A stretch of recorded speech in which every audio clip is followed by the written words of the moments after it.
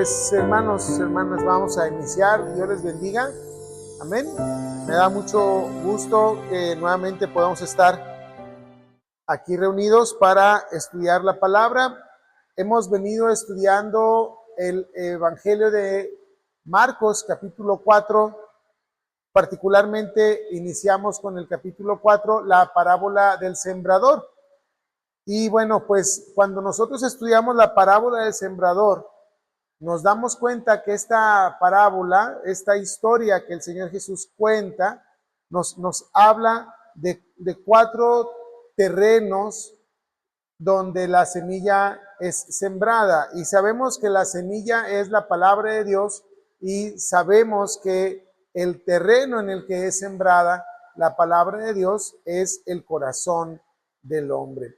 Y pareciera también que esta parábola nos describe un proceso en el que el ser humano puede transitar a la hora de escuchar la palabra.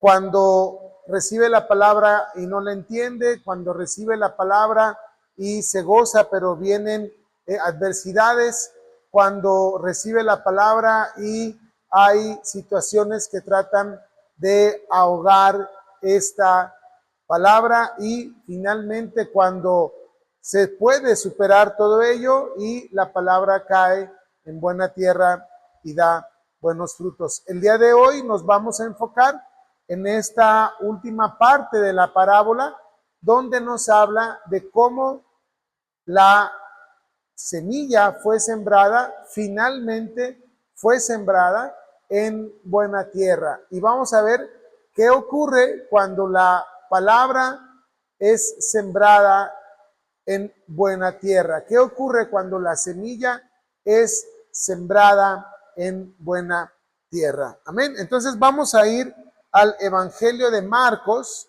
Marcos capítulo 4, verso 8. Y luego de ahí nos vamos a brincar al verso 20. Amén.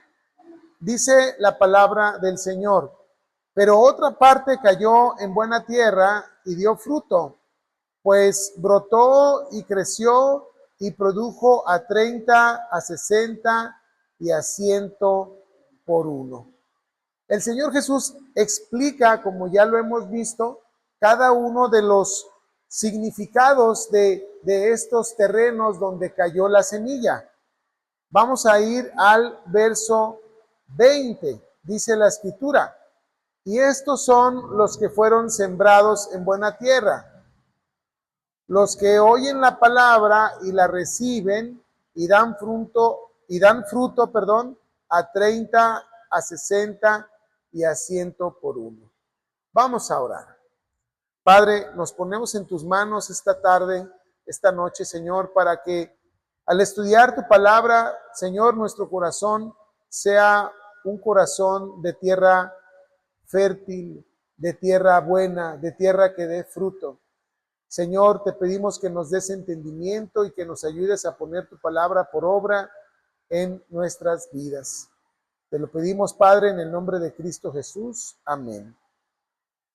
Como ya vimos, hermanos, el día de hoy vamos a estudiar qué significa esta semilla, esta palabra que fue sembrada en tierra fértil, en buena tierra, dice la Escritura. Y el Señor Jesús habla acerca de quiénes son los que representan esta buena tierra. Bueno, pues son los que oyen la palabra. Es importante notar que todos oyen la palabra. La semilla que fue sembrada junto al camino oye la palabra, ¿pero qué? Pero no entendió la palabra. El que fue sembrado en pedregales oye la palabra con entusiasmo, pero vienen las pruebas y abandona el camino. El que fue sembrado entre espinos oye igualmente la palabra, la recibe, pero hay espinos que ahogan esta palabra.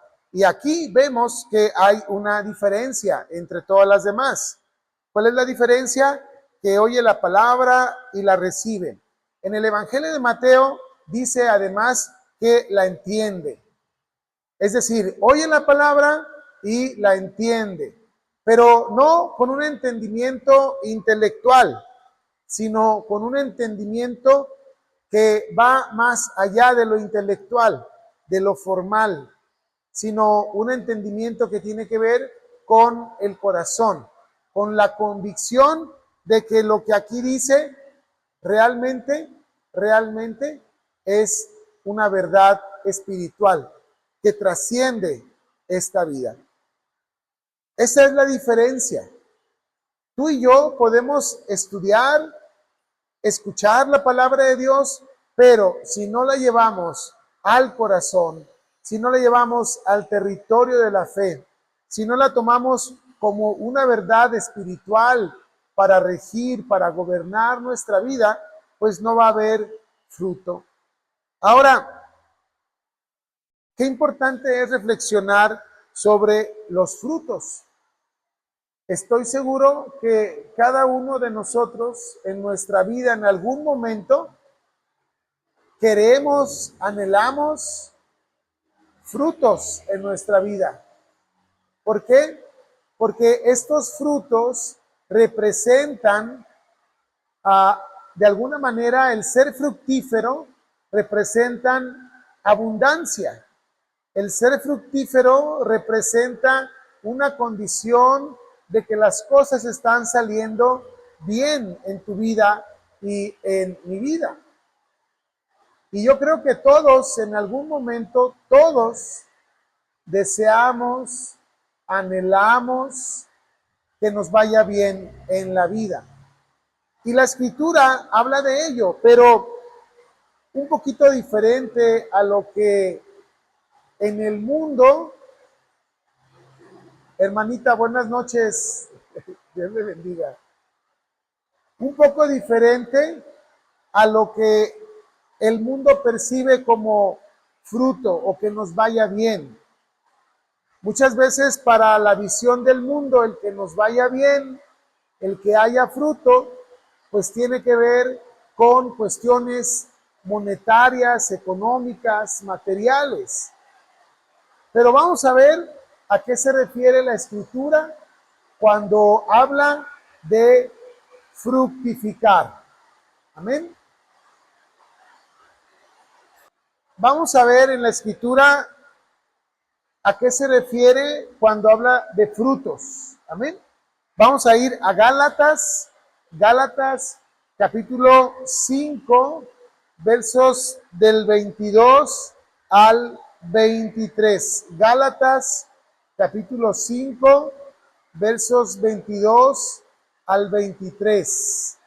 Gálatas capítulo 5, versos 22 al 23. Vean ustedes la escritura a qué se refiere cuando la palabra de Dios trae fruto a nuestra vida. Cuando la palabra de Dios fructifica en la vida de un creyente. Cuando el Espíritu de Dios, a través de, ¿cómo decirlo?, de la enseñanza, de la aplicación de la palabra de Dios en nuestra vida, cómo a partir de ello viene fruto a nuestra vida. Pero, ¿de qué frutos habla la Escritura? Vamos a ver. Leo. Gálatas capítulo 5, verso 22, dice la palabra: mas el fruto del Espíritu es amor, gozo, paz, paciencia, benignidad, bondad, fe, mansedumbre, templanza. Contra tales cosas no hay ley. Dice la Escritura que el fruto espiritual, cuando Dios comienza a obrar en tu vida, en mi vida, cuando la palabra es sembrada en tu corazón, en mi corazón, y este corazón recibe la palabra, la entiende la palabra, la comprende esta palabra, la vive la palabra, la hace suya esta palabra, el resultado es estos frutos. No son frutos que tengan que ver con cuestiones materiales o con cuestiones de este mundo como tal, sino son frutos de carácter espiritual que solo Dios puede traer a nuestra vida. Fíjense, ¿cómo inicia esta lista? Es una larga lista, pero vamos a ver algunos de ellos. Por ejemplo, dice, mas el fruto del Espíritu es amor. El primer resultado en la vida de un creyente, al escuchar la palabra, al entender la palabra, al comprender la palabra, es amor. Y el amor se traduce en muchas maneras. El amor al prójimo, el amor a tus hijos, a tus hijas, a tu hermano, a tu hermana, a tu esposo, a pesar de las situaciones difíciles. Cuando tú perdonas, hay amor. Cuando alguien te ofende y tú perdonas, hay amor. Cuando aquel que te hizo daño viene y te pide perdón, hay amor. Pero sobre todo nos habla del amor que está por encima de todas las clases de amor que puedan existir. Nos habla del amor de Dios. Cuando tú y yo somos conscientes, abrimos nuestros ojos espirituales, vamos a decirlo así, hay un despertar espiritual en nuestra vida y nos damos cuenta de que ¿qué? De que Dios nos ama. ¿Y cómo te das cuenta? ¿Cómo me doy cuenta de que Dios nos ama? Bueno, cuando nosotros entendemos que siendo nosotros pecadores, el Señor ha tomado la decisión de morir en la cruz por nosotros. Ahí es cuando nosotros nos damos cuenta que Dios nos ama. Dice la Escritura, porque de tal manera amó Dios al mundo. Y cuando nosotros recibimos su palabra, nos damos cuenta de que en verdad, hermanos, hermanas, somos amados. Fíjate, hermano, qué bendición saber que tú y yo somos amados en Cristo Jesús. Yo sé que a veces andamos tristones, de capa caída, andamos medios chiviadones porque de repente las cosas nos salen mal.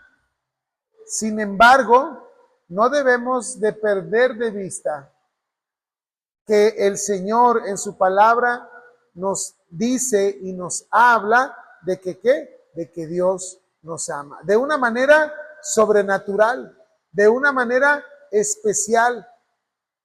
¿A qué grado, hermano, hermana? ¿A qué grado? Al grado de que el Señor Jesús dio su vida por ti y por mí.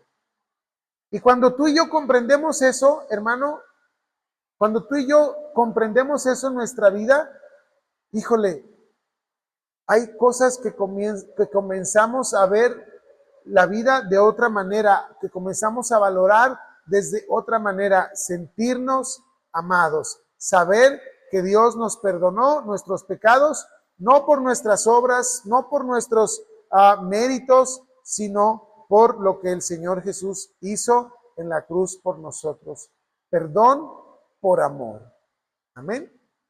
Ahora, otro de los frutos del Espíritu es el gozo. Fíjate, la Escritura dice claramente que uno de estos frutos es el gozo, es decir, la alegría. Vamos a traducirlo en términos más cercanos a nosotros. La felicidad. Ser feliz. Y dirá alguien, ¿se puede ser feliz en esta vida? ¿Completamente feliz todo el tiempo? Bueno, yo creo que nosotros hemos experimentado momentos de gozo y de felicidad, pero también hemos experimentado momentos de dificultad, de dolor y de tristeza. Sin embargo, pues la Escritura, hermanos, nos enseña de cómo nosotros, a pesar de estas circunstancias difíciles, tenemos que aprender a gozarnos. ¿Cómo?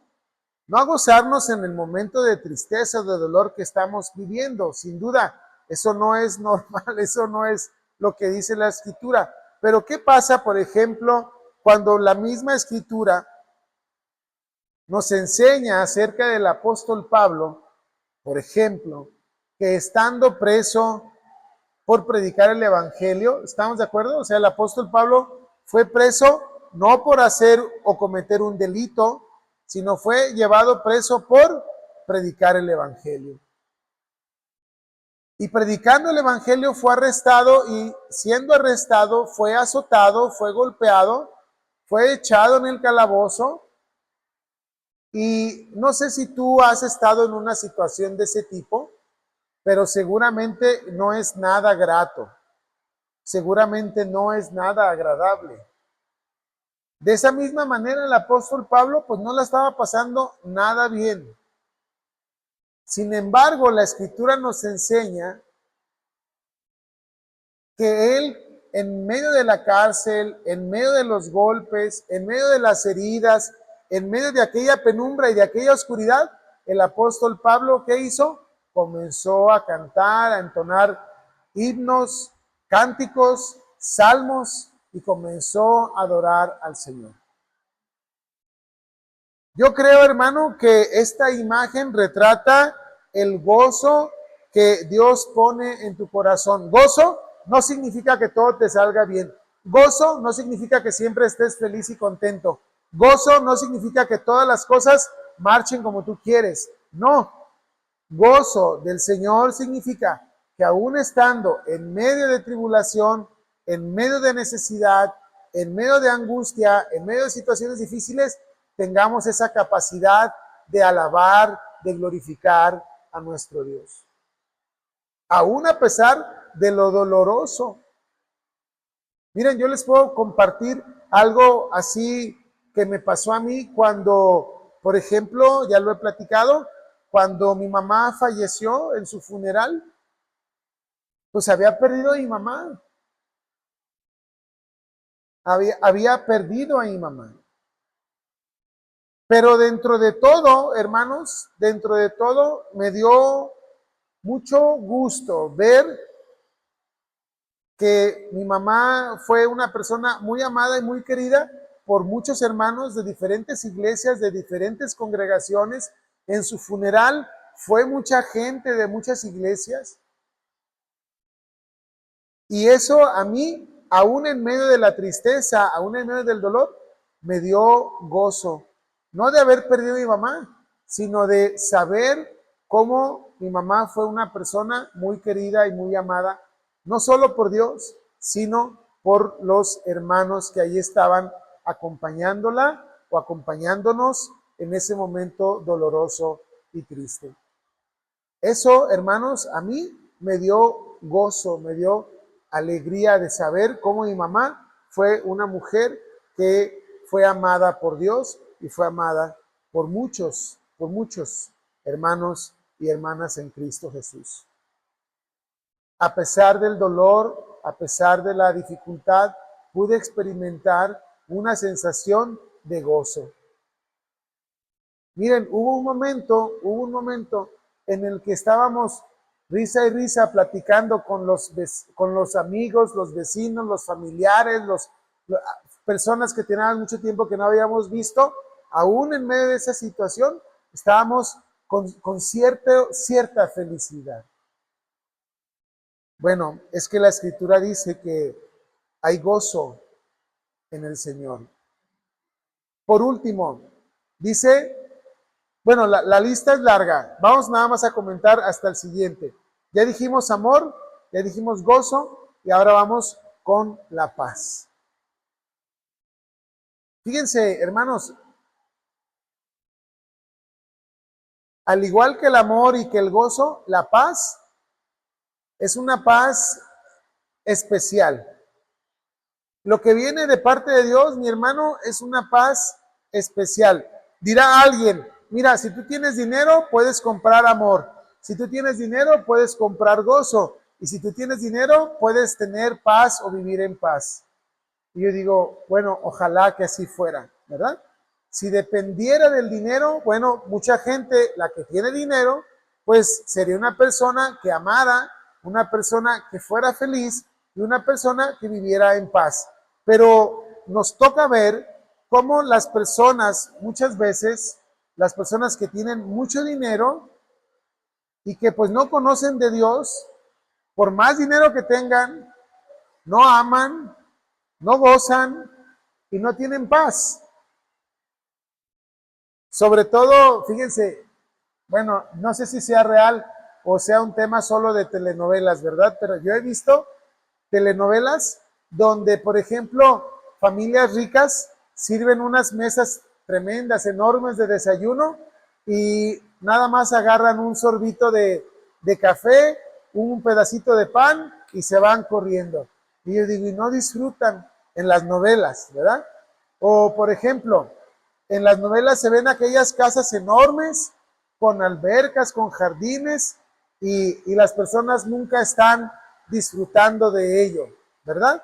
Las novelas. Bueno, en la realidad yo creo que es muy semejante. La escritura nos habla de la paz, de cómo el Señor fructifica paz en nuestra vida. ¿Y cómo es esta paz? Que, hermano, tú puedes estar pasando literal en medio de una gran tormenta, en medio de un gran problema, y aún ahí Dios te acompaña, y aún ahí Dios te da seguridad, y aún ahí Dios te hace manifiesta su presencia, y ello, hermano, ello trae paz a tu corazón. Cuando yo me convertí hace ya casi 25 años, vivía en Estados Unidos, duré poco tiempo viviendo allá, y entonces cuando salía yo de trabajar, ya siendo yo cristiano, salía de trabajar en la noche y como no tenía medio de transporte, pues me iba a casa caminando. Y caminaba una hora, hora y media en medio de la noche por los freeways, las carreteras de Estados Unidos, a oscuras, y luego la luna era la lámpara que me iluminaba en mi caminar. Y al principio como que me daba un poquito de temor, porque era un camino que no conocía, pero luego comencé a entonar los cantos que me aprendía en la iglesia y comenzaba a cantar y dejaba de tener temor. Y traía paz a mi vida. Aún en medio de un caminar oscuro, de un caminar que no conocía, aún en medio de una situación difícil. ¿A qué quiero llegar, hermano, hermana? Bueno, a que a partir de nuestra relación con Dios, a partir de recibir su palabra en nuestro corazón, nosotros vamos a ser esa tierra fértil. Recibir esta palabra, entender esta palabra, estudiar esta palabra, comprender esta palabra, vivir esta palabra, va a traer frutos a tu vida. Y el día de hoy vimos por lo menos 3: amor, gozo y paz. De una manera especial y sobrenatural. Un amor como el mundo no te lo puede dar, un gozo como el mundo no te lo puede dar y una paz como el mundo no te la puede dar. Simplemente, hermano, saber que cuando tú y yo partamos de este mundo, tenemos una promesa de vida eterna y salvación. Eso te debe de dar paz. Y no hay nada sobre la faz de la tierra que pueda traer esa paz, sino solo haber puesto tu fe y tu confianza en Cristo Jesús. Así es que, mis hermanos y mis hermanas, seamos tierra buena, seamos tierra fértil. Pidamos a Dios entendimiento para que su palabra la podamos poder llevar a la práctica en nuestra vida. Señor, dame entendimiento para poder entender y comprender tu palabra y vivir conforme a tu palabra y que tu espíritu fructifique en mi vida y que pueda haber estos frutos abundantes en mi vida. Hermano, hermana, de verdad yo te deseo en Cristo Jesús que tú puedas gozar de estos frutos en tu vida, del amor, del gozo, de la paz, de la paciencia, de la benignidad, de la fe. Que abunden estos frutos en tu vida, que abunden, que te goces en el Señor, que seas consciente del amor de Dios en tu vida, que vivas en paz, hermano, que tengas paz. Mira, de verdad, hay tantas personas que a pesar de sus estilos de vida con dinero o con situaciones de vida diferentes, no tienen paz. Que Dios nos ayude, hermanos, a vivir en amor, en gozo y en paz, como frutos de la palabra de Dios en nuestra vida. Amén. Vamos a orar, hermanos. Vamos a pedirle a Dios que nos ayude a ser tierra buena, tierra fértil, tierra que dé fruto abundante. Amado Padre Celestial, en esta noche te damos gracias por tu palabra. Gracias porque a pesar de la lluvia, a pesar de todo lo que implica, estamos aquí reunidos para estudiar tu palabra. Ayúdanos, danos entendimiento para comprender tu palabra y ponerla por obra en nuestras vidas. Comprenderla, entenderla, vivirla. Señor, para que estos frutos, Señor, sean el resultado de nuestra relación contigo. Padre, te pido por mis hermanos, te pido por sus vidas, sus hogares, sus familias, por nuestras necesidades, para que conforme a tu voluntad tú obres en nosotros. Nos ponemos en tus manos y te lo pedimos, Padre, en el nombre de Cristo Jesús. Amén.